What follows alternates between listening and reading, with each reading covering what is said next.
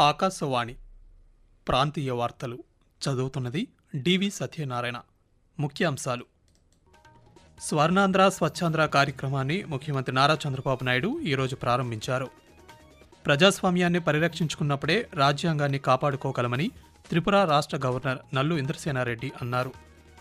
రాష్ట్రంలో పర్యాటక రంగాన్ని మరింత అభివృద్ధి చేస్తామని మంత్రి కందుల దుర్గేష్ తెలిపారు.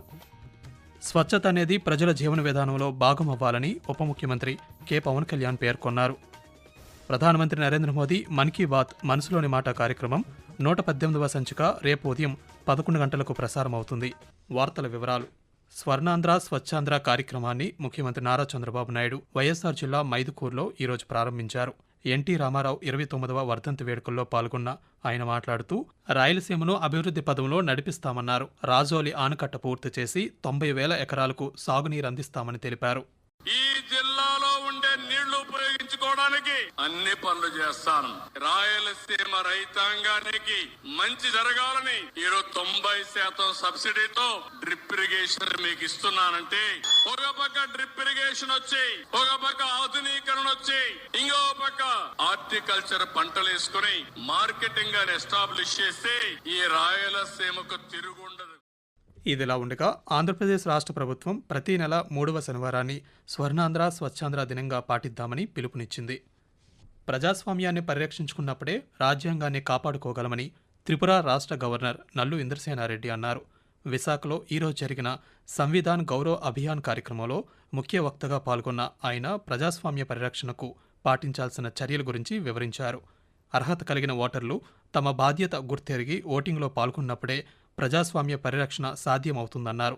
ఈ నెల 25వ తేదీన ఓటర్ల దినోత్సవం నిర్వహించుకోవడంలో ఉండే ఉద్దేశం కూడా అదేనన్నారు. రాజ్యాంగాన్ని కాలానుగుణంగా మార్చుకోవచ్చన్న డాక్టర్ బిఆర్ అంబేద్కర్ మాటల్ని ఆయన ఈ సందర్భంగా గుర్తు చేశారు. విద్యార్థులను ఉన్నత స్థానాలకు చేర్చడంలో విద్య కీలక పాత్ర పోషిస్తుందని కేంద్ర గ్రామీణాభివృద్ధి కమ్యూనికేషన్ శాఖల సహాయ మంత్రి పెమ్మసాని చంద్రశేఖర్ అన్నారు. గుంటూరు జిల్లా నందివెలుగు గ్రామంలో పూర్వ విద్యార్థుల సహాయంతో సుమారు 2 కోట్ల రూపాయలతో పాఠశాలలో నూతనంగా నిర్మించిన భవనాన్ని, క్రీడా ప్రాంగణాన్ని కేంద్ర మంత్రి ఈరోజు ప్రారంభించారు. ఈ సందర్భంగా మాట్లాడుతూ, పేదవాడిని ప్రపంచానికి పరిచయం చేసేది చదువేనన్నారు. గతాన్ని, జ్ఞాపకాలను మర్చిపోకుండా మేము సైతం అంటూ మంచి పాఠశాలను నిర్మించిన పూర్వ విద్యార్థులకు ధన్యవాదాలు తెలిపారు.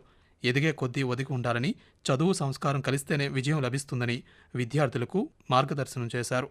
రాష్ట్ర అభివృద్ధికి కృషి చేస్తున్న ప్రవాస భారతీయులను ఆదర్శంగా తీసుకోవాలని విద్యార్థులకు పెమ్మసాని చంద్రశేఖర్ సూచించారు. రాష్ట్రంలో పర్యాటక రంగాన్ని మరింత అభివృద్ధి చేస్తామని పర్యాటక సాంస్కృతిక శాఖ మంత్రి కందుల దుర్గేష్ తెలిపారు.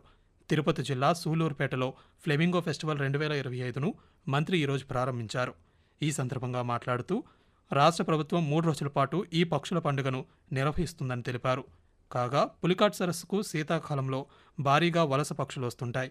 విదేశాలకు చెందిన అనేక రకాల అందమైన పక్షుల్లో ఫ్లెమింగోలు ఎక్కువగా ఉంటాయి. వాటికి స్వాగతం పలికేందుకు ప్రతి సంవత్సరం ఫ్లెమింగో ఫెస్టివల్ నిర్వహిస్తుంటారు.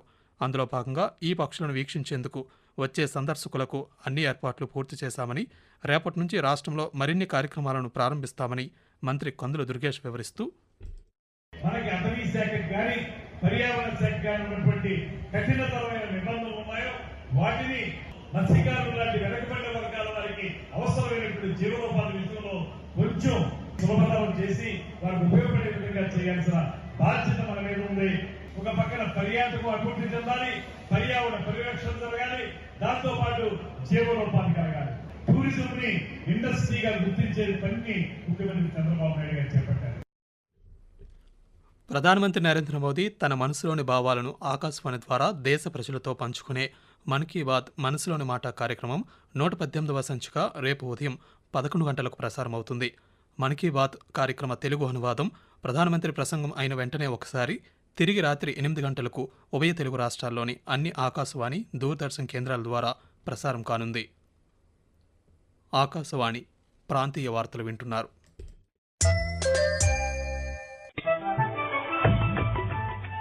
నిరంతర వార్తా విశేషాల కోసం ఆకాశవాణి సామాజిక మాధ్యమ వేదికలైన news on air YouTube channel ను, newsonair.gov.in వెబ్సైట్ ను, ట్విట్టర్ లో ఆల్ ఇండియా రేడియో న్యూస్ ను వీక్షించండి. తెలుగు ప్రాంతీయ వార్తా విశేషాల కోసం ఆకాశవాణి న్యూస్ విజయవాడ మరియు Akashvani news Visakhapatnam YouTube channels ను వీక్షించండి.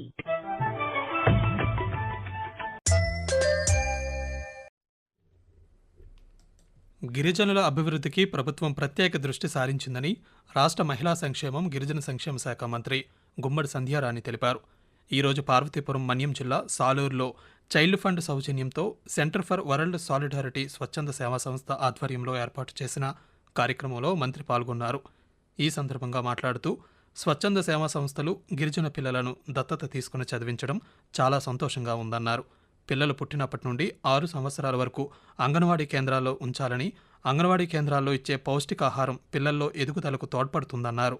6 సంవత్సరాలు నిండిన తర్వాత ప్రభుత్వ పాఠశాలకు పంపాలని సూచించారు. ఈ సందర్భంగా పిల్లలకు పౌష్టికాహార కిట్లను, పాఠశాలల్లో చదివే పిల్లలకు పుస్తకాలు, స్టడీ మెటీరియల్, అంగన్వాడీ కేంద్రాలకు ఆట వస్తువులను మంత్రి అందించారు. క్యాన్సర్పై ప్రజల్లో అవగాహన కల్పించేందుకు విస్తృత ప్రచార కార్యక్రమాన్ని నిర్వహించాలని రాష్ట్ర వైద్య ఆరోగ్య శాఖ నిర్ణయించింది.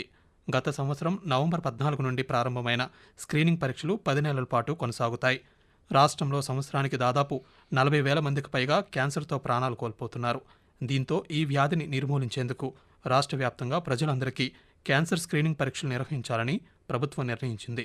18 సంవత్సరాల పైబడిన వారికి నోటి క్యాన్సర్, రొమ్మె క్యాన్సర్, 30 సంవత్సరాల పైబడిన మహిళలకు గర్భాశయ ముఖద్వార క్యాన్సర్ స్క్రీనింగ్ జరుగుతోంది. పరీక్షా కేంద్రాల్లో బయాప్సీ, రేడియాలజీ పద్ధతుల ద్వారా పరీక్షలు నిర్వహించి అవసరమైన వారికి కీమోథెరపీ, రేడియేషన్ చికిత్సలను ప్రభుత్వ అనుబంధ ఆసుపత్రుల్లో ఉచితంగా అందజేస్తారు. స్వచ్ఛత అనేది ప్రజల జీవన విధానంలో భాగం కావాలని ఉప ముఖ్యమంత్రి కె. పవన్ కళ్యాణ్ అన్నారు. స్వర్ణాంధ్ర స్వచ్ఛాంధ్ర కార్యక్రమంలో భాగంగా ఈరోజు గుంటూరు జిల్లా నంబూరు గ్రామంలో నిర్వహించిన స్వచ్ఛతా కార్యక్రమంలో ఉప ముఖ్యమంత్రి పాల్గొన్నారు. ఈ సందర్భంగా మాట్లాడుతూ 2047 వికసిత్ భారత్లో స్వచ్ఛత అనేది ప్రధాన అంశమని పేర్కొన్నారు. శుభ్రత అనేది ప్రజల ఆలోచనకు ప్రతిరూపం కావాలని కోరారు. భవిష్యత్తులో చెత్త కనిపించని భారతదేశం సాకారం కావాలని ఆయన ఆకాంక్షించారు. 2047లో అద్భుతంగా భారతదేశం ముందుకెళ్లాలి, ఆంధ్రప్రదేశ్ ఎదగాలనుకున్న దాంట్లో చాలా కీలకమైంది పరిశుభ్రత. ఆ పరిశుభ్రతని కల్చర్ అవ్వాలనేది ముఖ్యమంత్రి గారి ఆలోచన. ఇది కేవలం ఒకళ్ళిద్దరు చేసి క్లాప్ మిత్రాలు లేదంటే మన చెత్తను బయటపడేయటం కాదు. బాధ్యతగా ప్రతి ఒక్కళ్ళు కూడా సోర్స్ నుంచే దాన్ని సెపరేట్ చేసే విధానం. ఈ రోజు ప్రారంభించేది అద్భుతాలు వెంటనే జరిగిపోతాయని కాదు, కానీ దీన్ని ఆధారం చేసుకుని ప్రేరణగా తీసుకొని భవిష్యత్తులో ఈ కల్చర్ అవ్వాలి పిల్లలకు కూడా. ఈ సదుద్దేశంతో ఈ రోజున గౌరవ ముఖ్యమంత్రి గారు దీన్ని ఇనిషియేట్ చేశారు. పండుగ సీజన్ దృష్ట్యా తిరుగు ప్రయాణాల కోసం 8 ప్రత్యేక రైళ్లను నడుపుతున్నామని దక్షిణ మధ్య రైల్వే తెలిపింది. రేపటి నుంచి ఈ రైళ్లు అందుబాటులో ఉంటాయని వెల్లడించింది. రేపు నర్సాపురం, విశాఖపట్నం నుంచి 2 రైళ్లు చర్లపల్లికి బయలుదేరుతాయని పేర్కొంది. సోమవారం చర్లపల్లి నుంచి విశాఖపట్నానికి మరో ప్రత్యేక రైలు ఉందని వెల్లడిస్తూ దక్షిణ మధ్య రైల్వే ముఖ్య ప్రజా సంబంధాల అధికారి సిహెచ్ శ్రీధర్ ఒక ప్రకటన విడుదల చేశారు. పశువుల ఆరోగ్యంతో పాటు వాటి ఉత్పాదకతను పెంచే లక్ష్యంతో రాష్ట్ర ప్రభుత్వం ఈ నెల 20 నుంచి 31 వరకు పశు ఆరోగ్య శిబిరాలను నిర్వహించనుందని విజయనగరం జిల్లా కలెక్టర్ డాక్టర్ బిఆర్ అంబేద్కర్ తెలిపారు. పశు ఆరోగ్య శిబిరాలకు సంబంధించిన గోడపత్రికను ఈరోజు ఆయన ఆవిష్కరించారు.